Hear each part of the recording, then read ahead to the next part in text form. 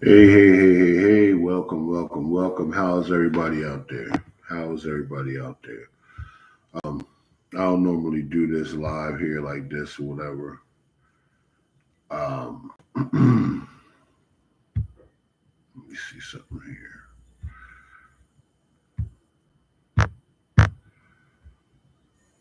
Yeah, how's everybody out there?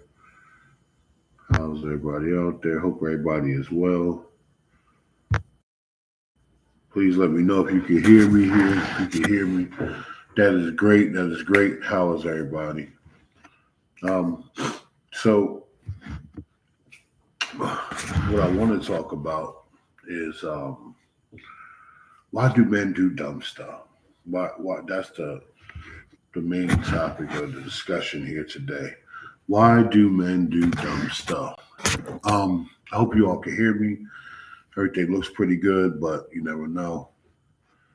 Um, why do men do dumb stuff? So I came across this topic because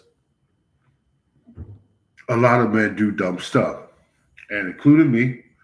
I'm not excluded from that at all. I'm not excluded from that. But a lot of men do dumb stuff. So I want to get into it. So why do men do dumb stuff? Why, when they have a good woman at home, um, they still do dumb stuff? Um, so let's break it down. Let's get into that just a little bit here. Do we need to block certain people from our lives that are toxic? Break the chain of regret and live up to what's important for you and your family? Is that what we need to do? Um, Sometimes yes, sometimes no. I mean, it all depends what's going on in your situation in your life. Um, I think that someone just don't realize or just don't care enough to change what's going on in their life or do something differently, and that could also be a problem. That could be a problem. That could be a situation, and I mean, I think that happens all too often, all too often. You know, so I've been married for almost 20 years, okay? And I love my wife. It's amazing. Um, Sometimes it is emotionally draining, you know? That's just part of being a man. You know, you go out here, you do things, you try to do better for you and your family, and sometimes things work out that way, and sometimes they just don't. That's just life, you know? And, it's not that, when we're intimate, it's amazing and everything like that. It's just the daily stresses of bills, dealing with things at home, dealing with things that people really don't understand or can contribute to the pressures that go on with as a man. You're told to be strong and be this stronghold, and you can't break down. You can't have these type of emotions. But sometimes you do, and you just can't help that. You know what I mean? So, like I said, I'm married for 20 years, and I'm not here to cop a plea. I'm not trying to be here for a pity bank or anything like this. It's not a plea for forgiveness. I'm not a victim. This is not a cry for help. But I want to pass those information to some people that may need it because they're going through something similar or what I have went through or what I know people are going through to help them through the situation. Whether you're watching us now live or whether you're watching later on, I want you to please comment and feedback on this so get some feedback so when we do part two, we can touch on some of these other subjects and questions you may have. Okay. So, first of all, I want to say a lot of men out there are not living in their truth, which means, or they're not telling the truth to how they really feel or what they're really going through. They're ashamed. They hold that back because they feel as though they're going to be labeled as weak or they're going to find they're not stable or their mind or they're crazy because they can't hold stuff down just because you have a mental breakdown and things are going on. I think it's a reality that's going on with a lot of men that they put on this fake facade that they're strong and they're healthy and when really you're mentally flawed, and that's fine because a lot of people are, but they just won't admit it. Trust me, we all go through depression. We all go through that. Sometimes we have to just keep walking with a smile on our face and head held up high, but that's just the reality of life, right? So that let's just keep it real here, you know. And I should say that, um, Men are meant to be strong, like I said. And sometimes women find that very unattractive when a man says that he's going through some mental stuff or he needs some time to, sit back and think about the things that he's going through to help himself so he can help others, And there's nothing wrong with that. There's nothing wrong with that. So, there's a few subjects I do want to touch on today, a few of them. And this is some things that, I've either seen or been through in my relationship, or I know other people are going through in their relationship. And I want to touch on these subjects. Um, One being, can a man or woman be in a relationship and still have the opposite sex as friends? And if so, when is the line drawn? Okay, that's one of them. Then the next thing I want to touch on here is how and when do you know that you need to seek help or a solution for your mental health? Because I think a lot of people are out there in a mental health state that they're not comfortable with, but they don't know the solution or how to seek help for it. So let's explore some of those options as well. And I want to hear your feedback as well in the comments. And as well, if you're watching this video later on, comment and let me know so we can have this open discussion on part two of this talk. And three, cutting bad habits out of your life to make you feel more comfortable with yourself and maintaining a healthy relationship with others. Because first and foremost, if you don't do things to put yourself in a better situation, you cannot, I absolutely mean it, you cannot help anyone else if you don't put yourself in a better situation to care about yourself, get your mental health together, and be a better person. That's just the facts. That's just it. That's just the facts. Um, I believe that true happiness starts within yourself. Because if you're not happy with yourself, then you can't bring happiness to anyone else in your life. And that's the truth. I think that this is on many people's minds, and the topic has to be talked about in a uh, more open and honest way. Because if it's not, then you know it's never going to get to the head of it. More men and women need to be open about the type of discussion. I feel like that's the more type of these discussions to make it really truly beneficial for everyone. So, can a man or a woman be in a relationship and still be with the opposite sex and still be, friends? In if they're in a relationship, and when is the line drawn? So, personally, for me, that has not worked out good at all. Let me tell you. I'm going to speak about personal situation just off the bat. I had a female friend for years, and my wife did not approve of it, and shouldn't have had to dead it, because it was getting complicated. It was like, you know, I shouldn't be doing this, even though it was something I felt as though was honest, and I wasn't doing anything wrong.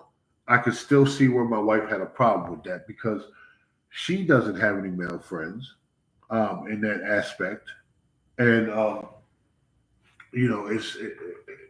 it was me coming up having a female friend that shouldn't have been in that situation. So therefore, I had to reevaluate that situation. But I really want to know how you guys feel about that because some people are very cool with that.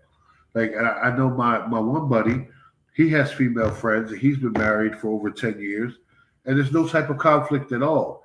But when does it become conflict? When the other person, the opposite sex that you're friends with, starts saying things or doing things that may be a little troubling or going between the lines and not really, you know, it might not be a good situation for you to be in because it might cause some type of turmoil or friction in between your relationship. And you don't need that. Trust me, you do not need that because all that's going to do is put more strain on your relationship that you're trying to build and uphold. Especially if you've been in for a while, you already had problems, then you bring another problem into the situation. But sometimes you just need to let people go. You just got to let them go. That's just what it is. But that's how I feel about the situation. I would love to hear your comments about that and your thoughts on that subject. Absolutely. Um, how and when do you know when you need to seek help or solution for your mental health? Let me tell you guys, and this is I know women go through a lot of mental problems and emotional distress and everything like that too. But right now, I'm talking to the fellas. Fellas, I know, I know personally because I went through a lot of depression and I try to hold things down at home and I try to be this bigger man and better man and put a whole bunch on my shoulders. But a lot of times I sit there and a lot of men are our private space, our personal space is the bathroom. I go to the bathroom, I get on my phone, I start reading through things, sitting on the toilet. It's been a while, been in there a while. I've been thinking things running through my head. This bill's coming, that's coming. This is going on. How can I handle this? But you start to walk around with a smile on your face because you don't want anybody to feel as though you're weak or you're incompetent of things that you're trying to do. So there's nothing wrong with that, fellas. Everybody needs help. Don't I'm not saying you have to be a victim and you have to be out here being a pity case or nothing like that. But if you having some mental issues and things going on, seek help, fellas. Nothing wrong with that. Or do some self research to try to find a solution to help you with your problem. There's nothing wrong with that. But it's best if you be open and honest with the person that you care about so they could try to understand what you're going through. They might not totally fully understand, but at least they get a concept and try to know how to deal with you. And you say, hey, this is bothering me, or this is really makes me feel this type of way so you won't get triggered and things like that. It's good to have that open discussion with people that you care about that's around you, especially your significant other. So I don't think there's anything wrong with that. And I think that we need to have more open discussions about that in order to fix the situation. Um, but definitely, because I know personally, let me just speak from a personal standpoint. It's been times where I've been so depressed that I would just sit there and think, damn, how's this going to happen? I feel like all this weight is on my shoulders. How can I let this go? How can I become a better person? How can I get all this done? Um, so that is my main focus. I'm trying to get everything situated so I can be this better person, so I can be this bigger man. So, but in reality, it's stuck something holding me back. That depression can be very, very. Depression is a disease. It can take over your body and make you feel so weak and vulnerable. And sometimes men be like, I can't be like this. I put a smile on her, walk this certain way, or go out here and do this just so I don't feel, you know, like I'm not worth anything. Like I'm a piece of crap. I don't want them to feel as though I'm weak so they can't depend on me. But sometimes we need that helps, brothers. It's not, sometimes we need that solution. We need an answer for the problems that we're going through. Sometimes we don't have the answer. Sometimes we have to seek help, seek that attention that we do need. And that's the truth. Um, so don't feel bad about that because I've been there. I've been depressed. I've been through that situation. So I don't want you to feel as though that every time that you go out here and you try to do things that you know you can't seek help for. It's okay to seek help for. It's okay to seek help for. All right. And I want to touch on something else. Cutting the bad habits out of your life to make you feel more comfortable with yourself and maintaining a healthy relationship with others. I think that's important. I think that's important. I'm in the process right now. I want to cut out smoking out of my life. I smoke cigarettes. Horrible, horrible, horrible, horrible, horrible. Doing it for years. I want to cut it out of my life. Cutting out bad habits.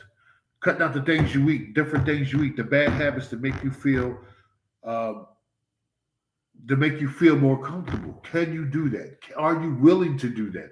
Are you willing to take that step to do the uncomfortable? The uncomfortable to become comfortable. Are you really willing to do that? Because if you're not willing to do that, you're not going to maintain a healthy relationship with yourself, and then you can't do that with others. Period. Period. So don't feel as though that everything is against you. There's certain things that you just have to be patient about. You could go on here and say that, hey, I want to do this, I want to do that. I write everything down. I write everything down. I do. I write everything. The reason why I do that, because I like to stay focused. I like to keep on track. I have goals I have to set. I'm about to open up a brand new store, a brand new store. After the other one I had to let go because bad partnerships. You have to cut certain people out your life to get back ahead. And now I'm about to acquire the 3,600 square foot building that me and my partner about to go in and do something crazy. And I'm going to bring it all to you guys, but that's just the reality of it. So I want you to know sometimes cutting bad habits or bad things out your life can make you more comfortable. And sometimes you have to become uncomfortable to become comfortable. So don't be afraid of that. But I want to hear about, some things like this, cutting bad habits out your life. What have you done to change your life? Leave it down in the discussion, and we'll touch on it next time we talk and everything like that. I'm not going to keep you guys too much longer, but I do want to talk about something that's very dear to me because I think this is involved with everything. The state of emotion, right? Emotions run everything from the food we eat, the products we use, to the way we are, to the way we act with each other. Emotions run everything, whether we know it or not. We're all connected through emotions in some type of way, form or fashion or whatever. So it's just like at a funeral, you cry. At a wedding, you laugh and cry. And on a few occasions, you may even chuckle at the expense of someone else's pain, right? That's just us. There's nothing wrong or right about that. It's a human thing. Our very essence, the fabric of every fiber woven in our lives, whether it's through our DNA or it's hardwired in our everyday lives, the people we are connected to on an everyday basis. To be engulfed in emotions can be a weakness, right? A flaw, a so called dent in our armor, right? We are living, risen, and fragile beings with emotions. We hurt, we love, care, support, and feed each other every day. Yes, I said feed each other. That meat, seafood, vegetable that you have on your plate, somehow, some way, was made or produced by someone or something. Think about that for a second. Think about that. The food you eat will contribute to use for your emotions. It will contribute to your emotions in some way. You know, a sweet scent or a stinky smell, a bad argument, a flirty conversation, all change our emotions. Think about it. Think about it. You want to become elite in everything you do. Why? Just be good when you can be elite in everything that you do. Change your emotions, deal with your emotions, embrace your emotions, but first you have to understand your emotions. And that's just it in a nutshell. So I want you to go back and reflect on what the things I've talked about today here in this video. I want you to leave comments. I want you to come back here and really think about the discussion and what you're really going through. If you need to seek help or get a solution for your mental health, how your emotions changing you, how the products and things you eat and food you eat and people you deal with change your emotions and deal with the person that you are.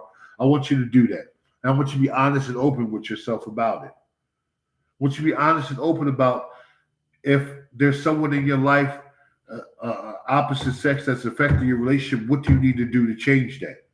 I need you to be open and honest with yourself. That's what I'm having this open discussion for. I want your feedback.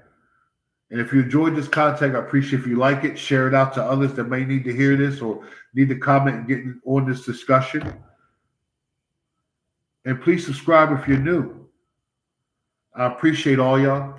Thank you for taking the time out to watch this and hear me talk and speak about some things that's dear to my heart. And I know they're probably dear to yours. And a lot of people aren't comfortable opening up. Let's talk. Let's talk about it. Let's have an open, honest discussion about it. Thank you. God bless. Have a great day. And I'll talk to you guys another time. We speak it on it. Talk to you later. Peace.